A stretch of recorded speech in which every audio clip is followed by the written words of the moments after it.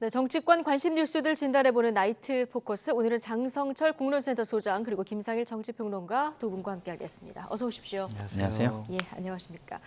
이상민 행정안전부 장관 해임 건의안 여당 집단 퇴장 속에 어제 야당 주도로 휴일에 통과가 됐습니다. 네. 박진 장관 해임 건의안 때는 정의당 불참했었는데 어제는 정의당도 참여를 했고요. 네. 자, 윤석열 정부 들어서 두 번째인데 어떻게 지켜보셨습니까? 진절머리 나는 정치의 전형을 지금 여야가 다 보여주고 있지 않느냐라는 좀 생각이 듭니다. 국민들 입장에서 얘기하거나 판단하지 않고요. 자기네들의 정파에 맞는 그런 얘기만 앵무새처럼 반복을 하고 있다라고 말씀드릴 수밖에 없어요. 이 부분은 양비론으로 접근할 수밖에 없습니다. 민주당은 국정조사 계획서가 통과되고 난 이후에 갑작스럽게 해임 건의안을 발의를 하고 통과시킨 것은 상당히 좀 부적절한 행동이 아니냐라고 볼 수밖에 없습니다. 해임 건의안 내려고 했으면은 애도 기간이 끝난 직후에 하든지 아니면 국정조사 계획서가 처리되기 전에 했어야 한다. 예. 시점이 너무 늦지 않았느냐, 다른 정치적인 판단과 의도가 있는 것이 아니냐라고 비판하지 않을 수가 없습니다. 결국에는 대통령과 국민의힘 측에서 저 통과시키면은 우리는 국정조사 참여 안 할 거야 라고 분명히 사전에 얘기했는데도 불구하고 통과시킨 것은 국정조사를 파행시키기 위한 의도도 있어 보인다라고 비판하지 않을 수가 없습니다. 네. 그렇더라도 여당의 행태는 잘한 것이 아무것도 없다라고 말씀드릴 수밖에 없어요. 이상민 장관이 하루라도 저 자리에 있는다는 것 자체가 국민들에게 다른 의미를 줄 수가 있다. 네. 국민들은 이상민 행안부 장관 그 자리에 있는 거 적절하지 않아요 라고 이미 판단을 내리고 있는 부분이거든요. 네. 그러니까 그런 것들을 다 무시하고 우린 이상민 장관을 지킬 거야. 왜? 대통령이 신임하니까. 대통령이 해임 건의안 거부한다고 했으니까 우리는 해임 건의안 절대로 받아들일 수 없고 표결에 참여할 수 없어. 그런 입장을 표명하는 것도 상당히 잘못됐다라고 말씀을 드리고요. 네. 주호영 원내대표도 비판하지 않을 수 없습니다. 주호영 원내대표 국회의원입니다. 집권여당의 원내대표입니다. 의회에서, 국회에서 이상민 장관 해임 건의안 통과시켰어요. 여당은 참여하지 않았지만, 하지만 의회주의자이어야만 하는 여당의 원내대표가 해임 건의안 통과를 두고 대통령님 무시하세요. 이렇게 표현하는 것은 결코 옳지 못하다라는 생각이 듭니다. 네. 야당만의 단독 통과긴 하지만 국회에 일정한 국민의 의사가 반영된 저런 결정에 대해서 무시하라는 발언은 저거는 아무리 생각해도 좀 부적절해 보인다라고 말씀드립니다. 네, 양쪽 다 지금 잘못이 있다 이렇게 비판을 해주셨는데요. 자, 여러 목소리가 나옵니다. 박지원 전 국정원장 같은 경우에는 DJ 때 나는 대통령이 만류를 했어도 6번이나 사표를 냈다. 스스로 물러났어야 한다는 이렇게 보는 분도 있고, 홍준표 대구시장 같은 경우는 이렇게 하면서 지금 이상민 장관이 더 버틸 명분을 준 것이다. 이렇게도 또 보는 분도 있거든요. 어떻게 보십니까? 그러니까 이제 명분으로 삼는 거지 명분을 주는 건 아니고요. 네. 이제 저는 이런 겁니다. 일을 어떤 걸 볼 때는 사안을 볼 때는 본질이 있고 본질 외에 잘못한 것이나 그릇된 것이나 이런 게 있을 수 있어요. 본질은 뭡니까? 이태원 참사에 대한 진실 규명을 해야 하는 것. 그리고 사법적 책임이 있으면 사법적 책임을 지우고 그다음에 정책적 책임이 있으면 정책적 책임을 지우고 그러기 위해서 진상규명도 하고 그리고 재발 방지 제도도 마련하고 이걸 해야 되는 거 아니겠습니까? 이게 본질이에요. 민주당이 조금 잘못한 부분이 있다고 쳐요. 정무적 판단을 잘못한 게 있다고 쳐요. 그게 본질입니까? 그 본질과 상관없는 걸 왜 본질에 갖다 붙여가지고 안 해요? 안 하고 싶으니까 그런 겁니까? 예. 저는 이해할 수가 없다 이런 말씀을 드리고 이것은 희생된 국민에 대해 안중에 없는 행동이다. 그리고 국회의원이라는 본업, 국민을 대표해야 되는 본업을 망각한 행동이다. 이런 말씀을 드릴 수밖에 없고요. 법적으로도 그렇습니다. 자, 국회에 본회의를 통과했다는 게 도대체 무슨 의미인지 법을 전공한 사람들 다 할 거예요. 공무원 다 할 거예요. 뭐냐? 법의 위상을 갖는다는 의미입니다. 그 무슨 얘기예요? 그냥 무시하라는 얘기가 아니에요. 예를 들어서 예산안 통과되잖아요. 지켜야 됩니까? 말아야 됩니까? 지켜야 됩니다. 지켜야죠. 왜? 국회 본회의를 통과했기 때문에 법의 위상을 갖는 거예요. 해임 건의안? 그냥 건의가 아니에요. 그런 식으로 얘기하면 안 돼요. 그거는 법을 공부한 사람이 아니에요. 법률의 의미를 갖는 겁니다. 위상을 갖는 거예요. 그렇기 때문에 굉장히 이거를 거부하려면 굉장히 큰 명분과 뒤에 그거와 관련된 사실들, 그럴 수밖에 없는 입장들이 존재해야 되는 거예요. 국민과 연관된. 네. 근데 법의 위상을 가진 거를 그냥 간단한 건의기 때문에 안 해도 된다 이렇게 얘기한다고요? 국회 뭐하러 가지고 있어요, 예. 우리나라가. 야당 의원 주도로 통과가 됐습니다. 182명이 이제 찬성을 해서 통과시킨 것인 만큼 누구의 주도로 통과를 했건요. 네. 이거는 본회의를 통과해서 의결이 됐으면 네. 어떤 의결안도 그렇고 의결안이 뭐 거기에 법적 뭐가 있습니까? 없죠. 예? 예. 그리고 저희가 뭐 예산과 관련해서 예산 편성 지침이니 뭐 집행 지침이니 이런 예. 거 만들잖아요. 그거 대통령령에 준하는 것이지 대통령령 아니에요. 알겠습니다. 근데 왜 지킵니까? 본회의에서 통과가 된 만큼 대통령이 거부를 하려고 하면은 그만한 사유가 있어야 된다는 이제 의견을 주셨는데 법의 위상을 갖는다는 말씀을 제가 드리는 거고요. 그거를 윤석열 대통령이 당연히 저는 잘 알고 있을 거라고 예, 생각해요. 알겠습니다. 충분히 알아들었고요. 근데 대통령실은 거부 이렇게 두 단어를 쓰지는 않았지만 그 말을 하진 않았지만 먼저 진상 규명을 해야 된다 이렇게 얘기를 한 것으로 봐서는 뭐 사실상 거부다 이렇게 보면 되는 건가요? 그렇죠. 원론적으로 계속 지속적인 일관된 입장을 표명하고 있다라고 말씀드릴 수밖에 없습니다. 저것이 그냥 법적인 책임 소재를 아직 규명되지 않았기 때문에 이상민 장관은 경질하거나 해임할 수가 없어라는 의미인지 아니면은 대통령께서 이상민 장관을 너무너무나 아끼는 동지 같은 부하이기 때문에 저 사람에게는 어떠한 정치적인 책임을 물을 수가 없어라고 판단하는 건지 저희들은 알 수가 없지만 네. 국민들은 얘기를 하고 있죠. 이상민 장관, 행안부 장관으로서 재난재해대책위원장으로서 당연히 정치적인 책임을 져야 한다라고 묻고 있는데 대통령실은 또한 국민의힘이라는 집권 여당은 그럴 생각이 전혀 보이질 않습니다. 항상 정치인들은 대통령실은 국민의 입장에서 생각하고 판단해야지 어떤 특정인 그리고 대통령의 입장과 생각과 판단, 신념과 고집을 그대로 국민들에게 강요하는 듯한 모습을 보여서는 결코 민심을 얻을 수가 없다라고 말씀드립니다. 예. 여당 국정조사 특위위원들은 사의를 표명하면서 지금 반발하고 있는 상황인데요. 이렇게 되면은 국정조사는 어떻게 되는 겁니까? 그러니까 저는 본분을 일단 망각한 행동이다. 네. 아까도 말씀드렸고요. 그리고 네. 여당이 안 들어오면요. 국정조사 제가 볼 때는 야당이 하기 더 편할 겁니다. 그러니까 들어와가지고 조금 더 중재를 하는 게 훨씬 나을 거라고 저는 생각을 예. 하고요. 그리고 대통령께도 제가 진짜 한 말씀 드리고 싶은 게 지금 또 제가 많이 참았는데 드리고 싶은 게 뭐냐면 자, 재난 방지를 못해서 정책을 제대로 만들지 못해서 대비를 못해서 158명의 국민이 돌아가셨어요. 이 책임을 대통령이 책임감이 없고 죄송한 마음이 없다고요? 자, 대통령이 책임감이 있으면 책임은 어떻게 집니까? 본인이 질 수 없으면 당연히 그거에 최고 책임자가 책임지게 함으로써 본인도 책임을 지는 거예요. 이상민 장관을 해임하지 않겠다. 야당이 이렇게 하는 것도 가만두지 않겠다. 이거 본인이 책임감 하나도 없는 겁니다. 대통령 그러시면 안 돼요. 네, 대통령은 과거에 이제 이렇게 얘기를 했습니다. 책임이 있는 사람한테 딱딱 물어야지 이게 없는 사람한테 책임져라 이거는 현대 사회에서 있을 수 없는 일이다 이렇게 얘기를 해서 먼저 진상 조사를 다 하고 책임을 묻는 것이 순서가 맞다 이렇게 생각하는 것 같아요. 앞으로 윤석열 정권에서는 정치적인 책임이라는 단어가 사라질 것 같아요. 그동안 지난 많은 정권들이 어떤 법률적인 명확한 책임이 없더라도 정치적인 책임, 도덕적인 책임, 도의적인 책임, 윤리적인 책임을 지면서 많은 공직자들이 그 자리에서 물러난 경우가 많이 있습니다. 그런 선례를 이제 따르지 않겠다. 이제 모든 것을 법에, 원칙에, 규정에 모든 것을 잣대로 삼겠다라고 표현하시는 것 같은데 그것이 과연 옳은 길인가라고 생각하지 않을 수가 없습니다. 공직자는요, 법률적인 책임보다 정치적인 책임을 져야 하는 것이 훨씬 더 많다라고 말씀드립니다. 네. 자, 어제 여당 의원들 집단 퇴장했는데 권은희 의원만 홀로 표결을 했거든요. 네. 당론에 반대된 게 이번이 두 번째인데요. 네. 당에서 좀 비판의 목소리가 나오는데 이 부분은 어떻게 보십니까? 이것도 말이 안 되죠.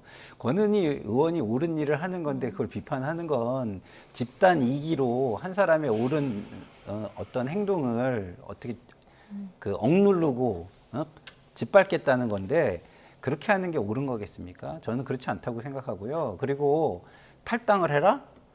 국민의힘의 비례 의원으로 등록해가지고 국민의 투표에 의해서 된 분 아니잖아요. 예. 다른 당에서 돼가지고 합당한 것 뿐이잖아요. 그러면 국회의원이 된 거기 때문에 선택받은 거기 때문에 그 직을 할 수 있게 제명을 시켜주는 게 맞죠. 저는 왜 국민의힘으로 굳이 들어와 있는데 이렇게 비난을 하면서 국회의원직을 가지고 탈당하는 것은 안 된다. 이러기 위해서 굳이 제명을 안 하면서 이렇게 비난하는지 저는 이해할 수가 없습니다. 소신과 당론이 충돌하는 상황인데 제명을 시켜주는 게 맞다 얘기하셨는데 어떻게 보세요? 저는 이것도 권은희 의원도 비판할 수밖에 없고 예. 국민의힘도 비판할 수밖에 없다라고 말씀을 드려요. 권은희 의원은 당인으로서의 역할을 제대로 하지 않았다라고 말씀을 드릴 수밖에 없습니다. 정책적인 사안에 대해서는 국회의원이 헌법기관으로서 자기의 소신 투표를 할 수가 있고 소신의 발언을 할 수가 있다라고 보여집니다. 하지만 인사 문제와 관련해서는 당론을 좀 따라주는 것이 옳은 것이 아니냐라는 좀 생각이 듭니다.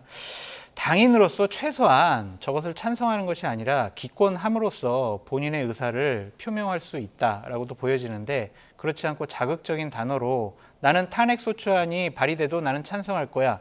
이런 식의 감정적인 언사를 퍼붓는 것은 권은희 의원 스스로 나는 국민의힘 의원이 아니야 라고 선언한 거잖아요. 그럼 본인이 탈당해야죠. 그런 배지에 연연하는 모습을 취하는 것은 권은희 의원도 절대로 정정당당한 모습이 아니다 라고 말씀을 드립니다.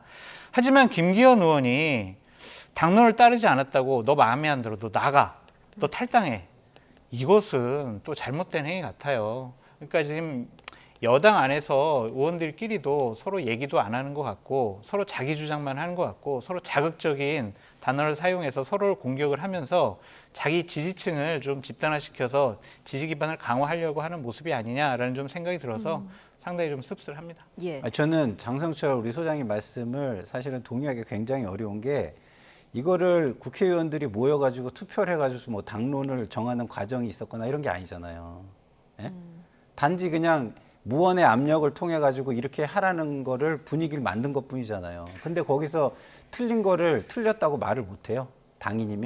의원총회에서 집단 퇴장하기로 결론을 내린 거 아니겠습니까? 근데 그게 표결이나 이런 걸로 이렇게 한 게 아니잖아요. 그래서 어떤 그 뭐 당대표를 뽑는다거나 뭐 이런 어떤 선거의 과정을 통해서 결정된 뭐 그 사안이라 이렇게 보기는 저는 어렵기 때문에 그냥 여기에서 뭐 지도부의 입장이 이거니까 따라주세요. 그렇게 하시겠죠 하고 거기서 어떻게 발언을 하겠어요. 개인이. 근데 그걸 가지고 본인이 소신 투표를 했다.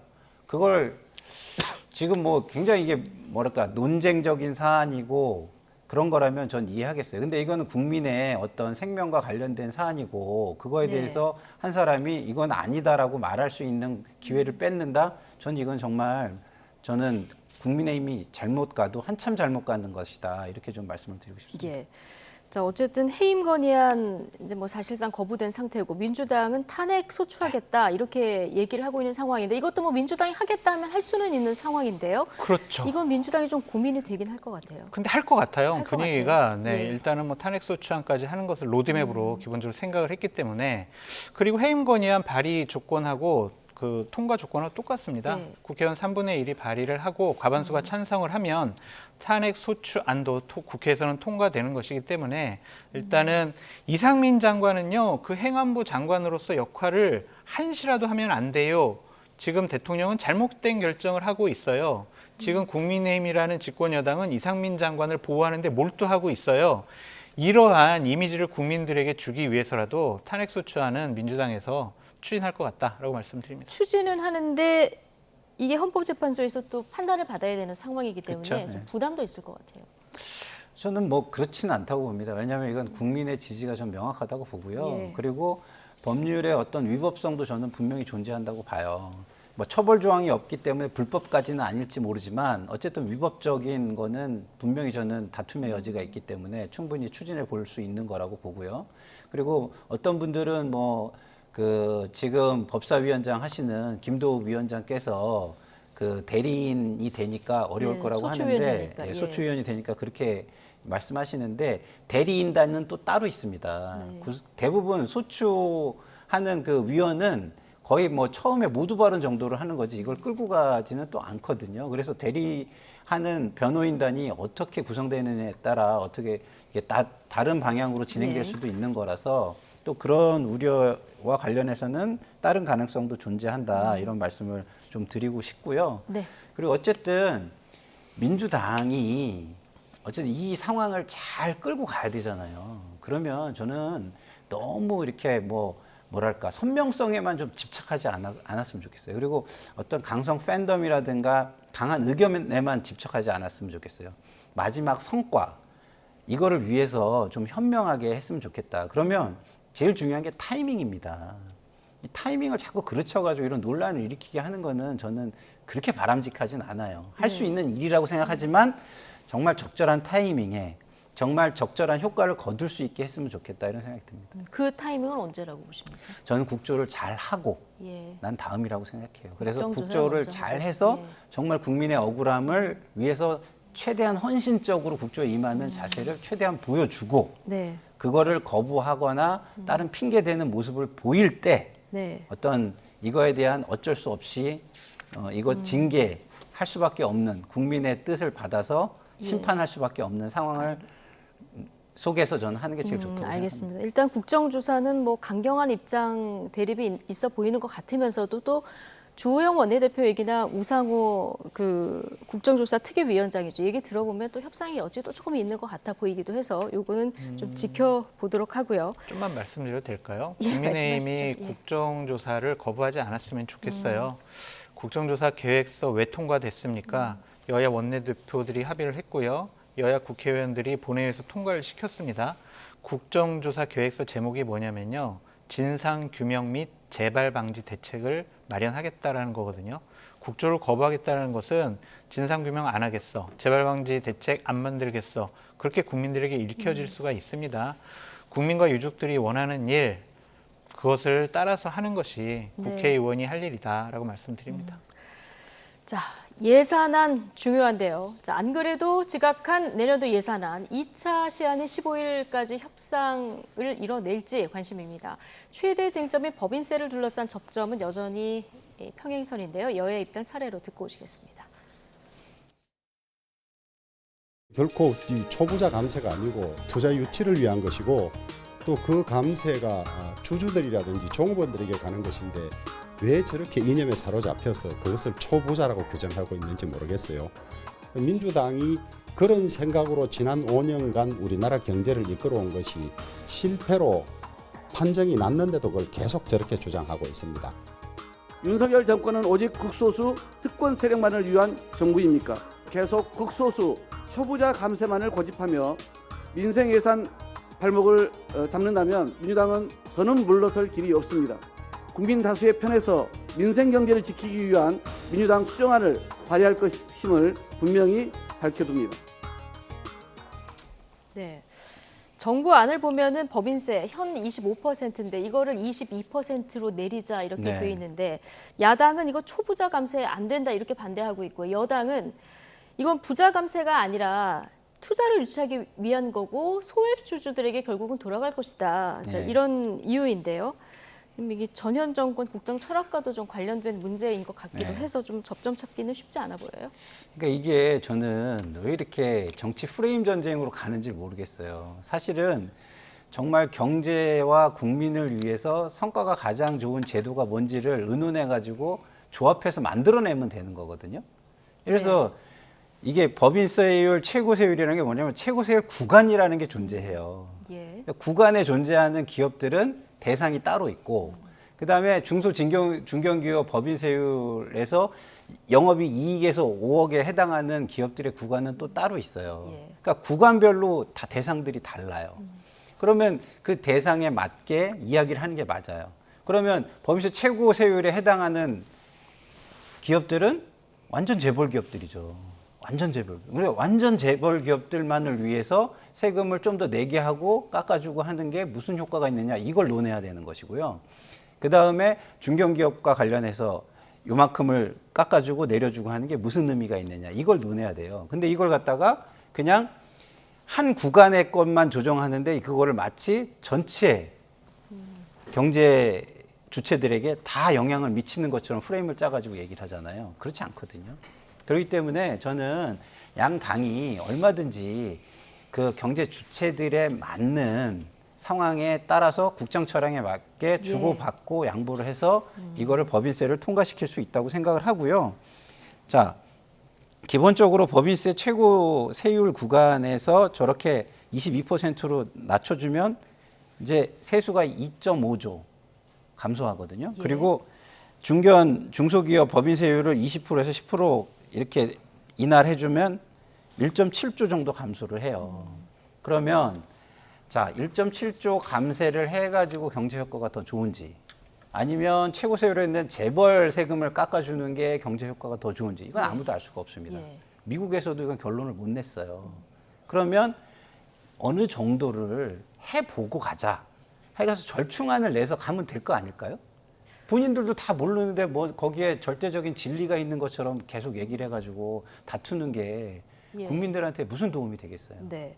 주고받고 양보해서 이제 절충안을 찾아가야 된다고 하셨는데 장성철 소장님 보시기에는 어떻게 찾는 게 맞다고 보십니까? 기본적으로는 제3의 대안이 지금 마련되고 있긴 해요. 그러니까 전략기술 투자 집행기업의 세액공제 혜택을 좀 확대시키겠다.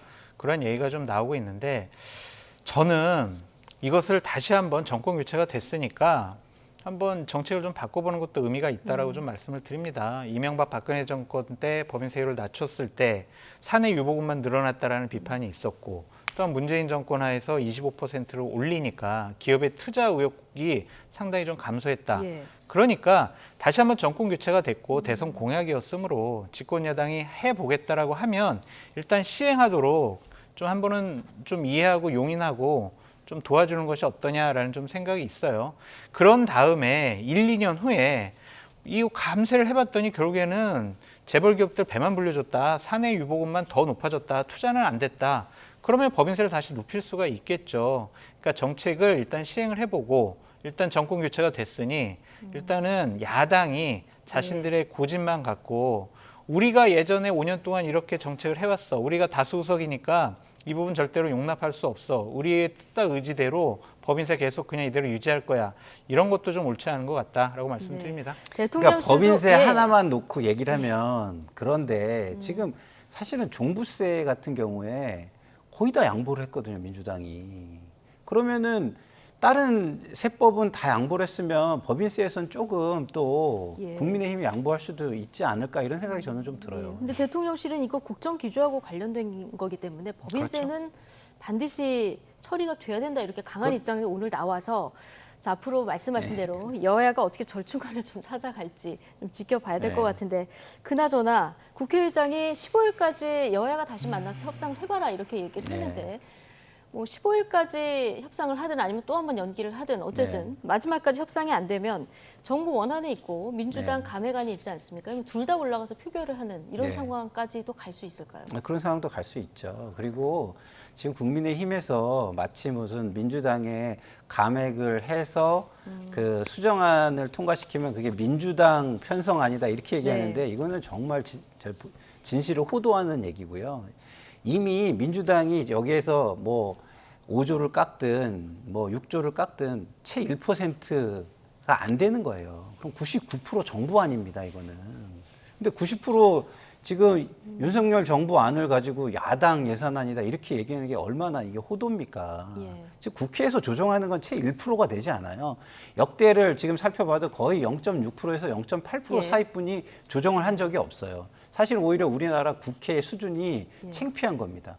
미국은 거의 100%에 가까운 예산을 법안으로 국회에서 다 통과를 시켜요. 물론 정부의 의견을 많이 받아들이죠, 거기도.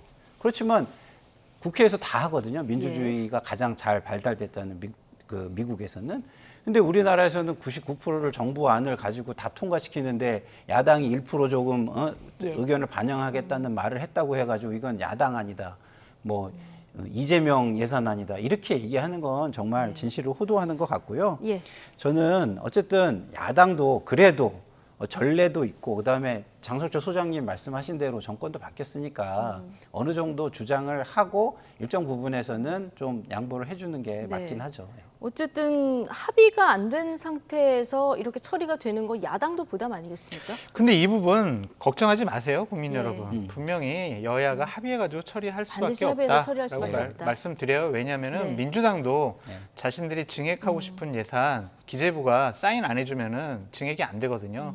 그렇다면 적당한 선에서 합의해가지고 15일까지 김진표 의장은 예산안 처리하겠다라고 했지만 제가 네. 봤을 때는 하루 이틀이나 좀 며칠 더 뒤로 밀릴 수는 있어요. 그래도 그냥 예산안은 네. 이번 임시회기 내에 처리한다. 특히 네. 12월 31일 날 밤에 처리할 수도 있다. 그러니까 뭐 안 된다고 걱정하지 마시라. 그렇게 연말에요. 말씀드려요. 그 전에 좀 합의를 해주셨으면 좋겠는데. 그러니까 예. 그 전에 해줘야 좀 공무원들 고생을 덜 예. 시키는 거긴 해요. 근데 뭐 그러니까요. 법적으로 보나 이런 걸로 보면은 이 일을 넘기면 31일까지는 똑같은 상황인 겁니다. 그래서 네. 뭐 단지 그 전에 한다면 이제 공무원들이 좀 덜 고생을 네. 하겠죠. 예. 그리고 장 소장님 말씀하신 대로 이거는요 통과 안 될 수가 거의 없습니다. 왜냐하면 각 지역구별로 이미 본인의 예산이 증액됐다 안 됐다가 다 한 사업별로 다 결정이 돼 있어요. 그러면은 그게 증액된 의원들 같은 경우는 이 증액이 그 예산에 통과 안 되면 증액된 자기 예산이 날아가는데 그걸 네. 용인하겠습니까? 그래서 예. 반드시 합의해서 합의 처리가 될 처리. 것이다. 두 네. 분 다 이렇게 네. 보신 거고요. 그런데 장성철 소장님, 네. 전국이 이렇게 꼬이다 보니까 네. 여당 내에서 네. 애초에 국정조사 합의해서는 안 될 사안이다. 이런 목소리들이 나오고 있어요. 뭐 장제훈 의원도 얘기를 했고 김기현 의원은 현금 주고 부도움 받았다. 이런 표현까지 썼는데요. 주호영 원내대표, 야당과도 협상을 해야 되는 상황에서는 고민이 깊을 것 같습니다. 저는 장제원 의원이나 김기현 의원이 상당히 부적절한 말들을 하고 있다라고 말씀드릴 수밖에 없습니다. 장제원 의원은 특히 국회의원으로서 저 말씀을 하는 게 맞냐라는 좀 생각이 들 정도예요. 아까도 말씀드렸지만 국정조사 왜 합니까? 진상규명하고 재발방지 대책 마련해야 되잖아요. 국회의원이 이런 거 안 하면 뭐 할 거냐고요. 그러니까 국정조사 이거 받아들였으면 안 돼. 이거는 국회의원으로서 나 자격이 없어요. 라는 자기 고백이 아니냐라는 생각이 들고 당 소속 의원으로서도 적절하지 않은 말을 하고 있다. 조영 원내대표 지금 최일선에서 야당과 협상을 하고 있습니다. 자꾸 내부적으로 비판을 하면 야당과 협상력이 떨어질 수밖에 없다. 비판은 좀 자제하는 것이 맞다. 하더라도 비공개해서 하는 것이 맞다라고 말씀을 드리고요. 세 번째로는 존재감을 드러내기 위한 겉멋 패션 정치를 장제원 의원이 하고 있는 것이 아니냐라는 생각이 듭니다. 나 대통령 저번에 관저에서 만났어. 대통령이 나에게 여러 가지 미션을 줬어. 내가 하는 말은 대통령의 생각과 뜻과 의지의 표현이야. 이런 자기과시 정치를 하는 것이 아니냐라고 비판하지 않을 수가 없습니다.